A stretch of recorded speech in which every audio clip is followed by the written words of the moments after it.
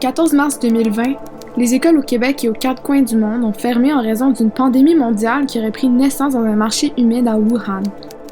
En ce temps de pandémie où les mots wet market ou marché humide ont enflammé le monde, il est important de prendre du recul afin de pouvoir porter un jugement scientifique sur la situation. Mais tout d'abord, c'est quoi le wet market?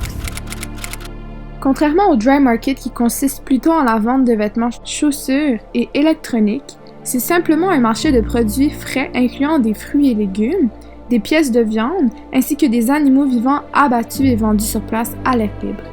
En se basant sur le concept de One Health qui reconnaît les interactions entre les humains, animaux et environnements qu'ils partagent, qui dit augmentation de contact entre animaux et humains, dit augmentation de cas de zoonose.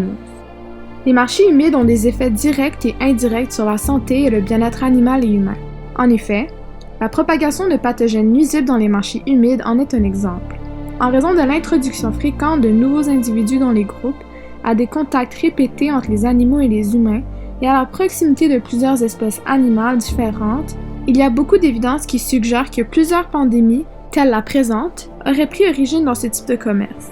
Un mode de propagation de pathogènes courant est les planches à découper en bois qui sont peu sanitaires. L'utilisation non judicieuse de médicaments à usage vétérinaire comme en Malaisie en est un autre exemple.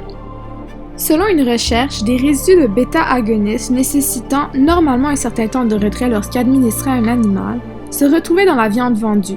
Ceci engendre une autre problématique qui est la contamination des eaux. Un abus d'antibiotiques, par exemple, peut mener à une émergence de bactéries multirésistantes et donc à des infections qui sont plus difficilement traitables. L'impact des marchés humides sur l'environnement est surtout la contamination des eaux par les matières organiques et inorganiques issues du nettoyage des sols. L'accumulation d'huile et graisse diminue la consommation d'oxygène par les organismes qui vivent dans l'eau et l'augmentation de nutriments tels le phosphore et l'azote contribue à l'eutrophisation de ces cours d'eau. Malgré ces points négatifs, les marchés humides constituent une source de revenus importante pour plusieurs pays comme la Chine. Que faudra-t-il avant que les gouvernements abolissent enfin la vente d'animaux exotiques et modernisent le marché en les rendant plus sanitaires? Tout ça reste encore à voir en raison de ses coûts exorbitants. Merci de votre écoute.